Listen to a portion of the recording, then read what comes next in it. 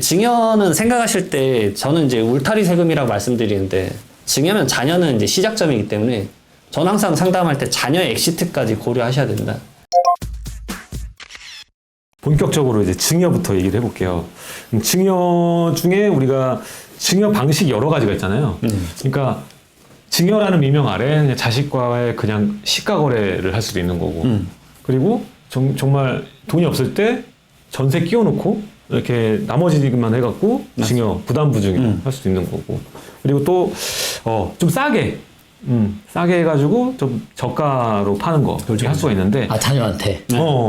그런 게 특수가 있잖아요. 뭐 보면은 기자들이 야 봐라 여기 지금 여기 강남 여기 아파트 3억 싸게 나왔어 거래됐다. 뭐 5억 싸게 거래됐다. 보면 특수거래 거의 다. 저 최근에 도곡동에 하나 봤는데 보셨구나. 네.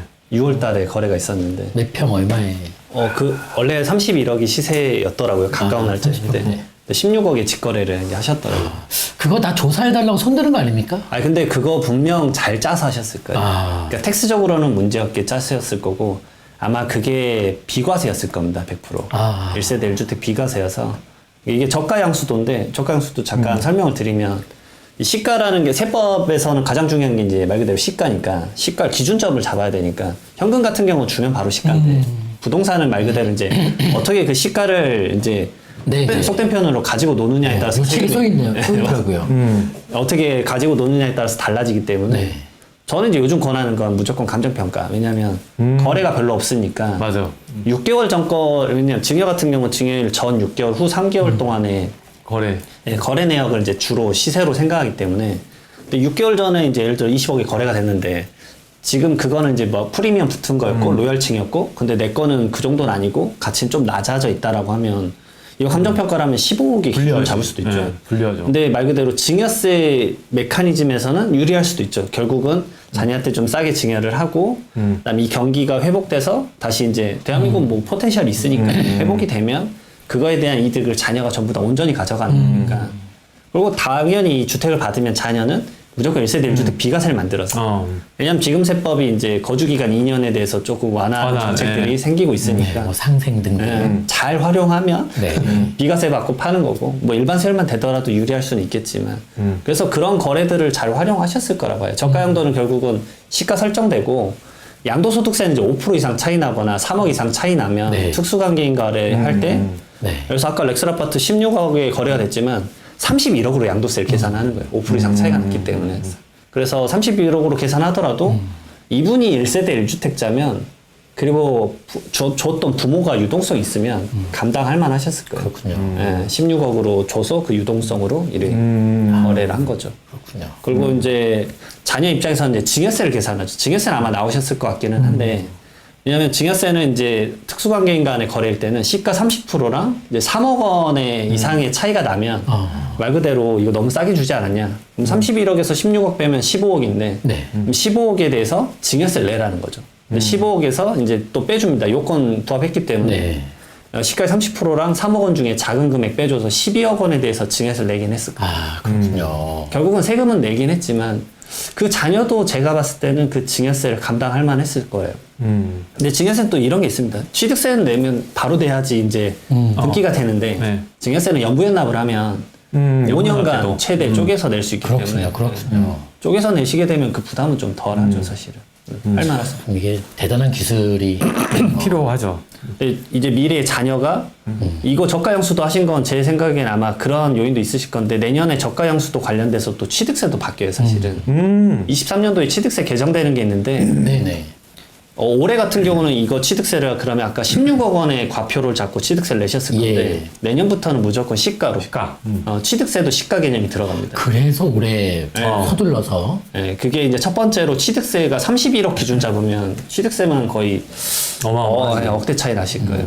그렇기 때문에. 어쨌든 지금 보면 제일 많이 그래도 요즘에 하시는 게 이러한 저가 양수도보다는 이제 보통 투자하시는 분들 부담부 증여. 맞습니다. 요거를 많이 하시는데, 부담부 증여는 어떻게 뭐 약간 팁을 줄 수 있을까요?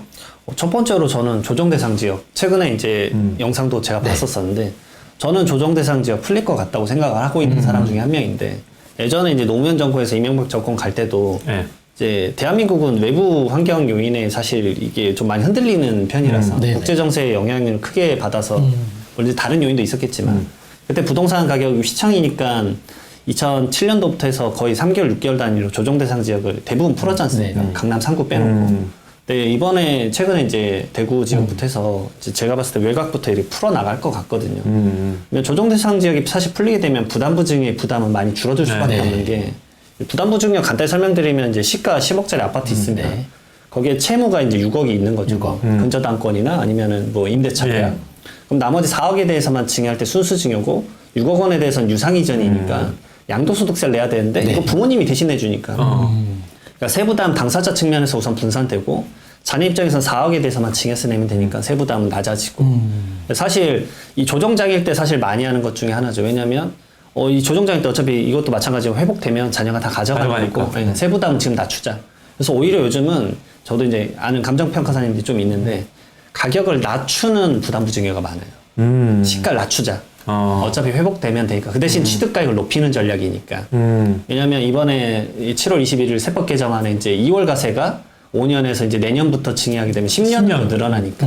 2월 가세는 이제 뭐 이 방송 보신 분들은 대부분 아시겠지만 배우자나 직계종비속에게 부동산이나 부동산상의 권리 주고 나서 바로 팔면 안 되죠. 왜냐하면 취득가액 그러면 예전에 증여자 기준으로 다시 가버려서 사실은 종전소유자. 한 이유가 없죠. 거의 누진세율 분산 정도밖에 없으니까. 근데 이제 5년 이후에 팔면 지금 받았던 취득가액이 높아져서 미래 양도소득세를 많이 줄이자는 전략인데 근데 결국은 이제 이게 10년으로 늘어나면 호흡이 너무 길어져서 사실 이거는 이제 2월 가세는 부담부 증여에도 측면에서 유리하긴 하지만 부부간에 공동명의 할 때 사실 엄청 많이 썼었던 거거든요. 그냥 부부간에는 6억까지 줄 수 있으니까. 맞아요. 근데 그 지분을 이제 주는 거는 상관없는데 추후에 취득가액 높이는 게 목적인데 10년 있다가 양도를 해야 되니까 이게 부담 자체가 너무 커져요. 너무 커져버리기 때문에 이거에 대해서 이제 사실 고민이 많아지는 거죠. 그래서 그 부담부 증여 할 때도 마찬가지로 참 보시게 되면 아파트 유사매매 사례가에 이 여러 개의 아파트 같은 경우 있는데 웬만하면 뭐 같은 공동주택단지 내에서 그래서 5% 뭐 기준시가 5% 면적 5% 차이 뭐 이런 거 따지는데 사실은 저는 요즘은 이제 감정평가해라. 왜냐면 감정평가로 더 낮출 수 있다. 차라리 낮출 거면 지금 눈앞에 세금은 차라리 많이 낮춰버려라. 그래서 부담부 증여가 왜 유리하냐면 이제 양도소득세. 어쨌든 1년간 내년 5월 9일까지는 양도소득세 중과가 없으니까. 없기 때문에. 중과 유예가 되기도 하고 조정대상 지역 풀리면 또 유리한 게 뭐냐면 취득하는 당사자 입장에서의 취득세 중과는 안 풀렸거든요. 네. 근데 증여취득세 중과랑 양도취득세 중과가 있기 때문에 그 부분을 자녀의 부담을 낮춰야 되기 때문에 이 증여는 생각하실 때 저는 이제 울타리 세금이라고 말씀드리는데 부모 세대는 엑시트라서 끝이에요 사실은. 근데 이게 양도면은 상관없는데 증여면 자녀는 이제 시작점이기 때문에 저는 항상 상담할 때 자녀의 엑시트까지 고려하셔야 된다. 그 시작할 때 이미 세금이 너무 많이 내면 힘들다. 그 취득세는 또 끊어서 낼 수도 없기 때문에. 맞아, 바로 내야지 다. 네, 증여세는 끊어서 내면 되는데.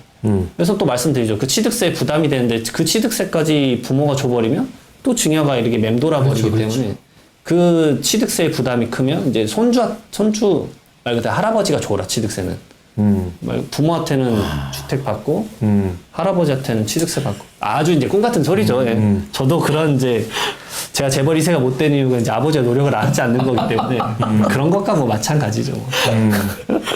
저 질문도 있어요. 부모가 5천 증여했는데 할머니가 2천 증여하면 비과세 되냐고. 안 돼요. 왜냐면 이게 또 물론 이제 제가 봤을 때 이거 바뀌지 않을 것 같아서 증여재산 공제를 높여줬으면 좋겠다고 말하는 게 뭐냐면 부모 세대와 할아버지 할머니가 다 같이 직계 존속이기 때문에 다 합쳐서 10년간 5천만 원이에요. 그러니까 할머니가 뒤에 재차 증여하신 거면 2천만 원에 대해서 10% 세율인 200만 원. 하지만 할머니가 줬기 때문에 30% 할증. 그래서 260만 원. 할증도 붙어요. 네. 근데 이건 되잖아요. 세뱃돈이나 용돈. 그런 거 부분은 일정 부분은 괜찮죠. 예. 근데 2천만 원에 이제 세뱃돈은 좀 할 수 있어서. 그러니까 나눠서 뭐 한 2, 그게 30. 말이 되냐고. 그게 말이 된다 생각해? 줘봐 용돈 좀. 그래서 한 20만 원, 30만 원씩 뭐 매달 주고 뭐 이런 거는 괜찮지 않을까요? 그건 이제 사실 이제 생활비 파트 쪽인데 네. 이것까지만 말씀드리고 그쵸. 한번 넘어가도록 하겠습니다. 이게 궁금해서 얘기 드렸고 다음에는 이제 시가 그냥 활용해서 그냥 딱 건너가는 거는 어떨까요? 시가 활용하는 거는 이제 아까 말씀드렸지 부동산은 무조건 감정평가 하시는 게 좀 유리할 것 같고. 네. 그 다음에 이제 요즘 많이 물어본 게 상장 주식이랑 코인. 아, 왜냐면 주식은 이제 많이 내려가 있기 때문에 네. 그 두 개가 시가 계산이 이제 증여한 날 상장 주식 같은 건 전후 2개월 평균액인데 말 그대로 종가 평균액이고 그 다음에 가상자산은 이제 전후 1개월이거든요. 그러니까 평균액이 지금 상반기보다는 좀 이제 떨어져 조정이 있죠. 돼 있죠. 예. 그러면 이제 증여를 하셨다가 이제 여기 장표에도 제가 올려놨는데 증여 재산을 이제 반환하는 법이 있어요. 그러니까 말 그대로 상반기에 증여를 했는데 이게 계속 떨어지네. 나는 이제 이게 좀 지금 저렴하게 좀 준 거라 생각을 했는데 증여세 신고 같은 경우는 3개월 이내이기 때문에 증여를 이제 금전은 안 되는데 금전 이후에는 반환을 하신 다음에 그렇구나. 다시 포인트 잡으시는 거예요. 다시 증여 포인트. 3개월. 예. 그러면은 둘 다 증여세가 발생하지 않으세요. 근데 그 이후면 이제 오간 거래들에 대해서 하나씩 증여세가 발생하기 때문에. 그렇군요. 그래서 이것도 마찬가지로 이제 그래서 예전에 서프라임 모기지론 때 대기업 회장님이 이걸 쓰셨어요. 이제 제가 좋아하는 이제 뭐 롯데라는 회사인데 증여를 하셨다가 증여를 하셨다가 가격이 더 떨어지네. 증여 취소하고 다시 증여 포인트 잡으시고. 주식은 어차피 이제 같이 올라가면 자녀가 또 그걸 또 가져가게끔 하는 거니까. 근데 저도 이제 지금 박 대표님 염려한 게 뭔지 알아요. 왜냐면 저 상담할 때 많이 느껴요. 왜냐면 자녀 많이 주면 얘가 이 험난한 세상에서 이거 이겨낼 수 있는 자력을 키울 수 있겠느냐. 뭐 이런 거잖아요, 사실은.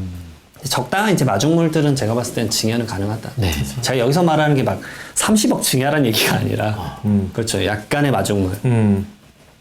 말 그대로 이런 게 이제 적당히 이제 생활비로 이제 넘어가는 거니까 사실은.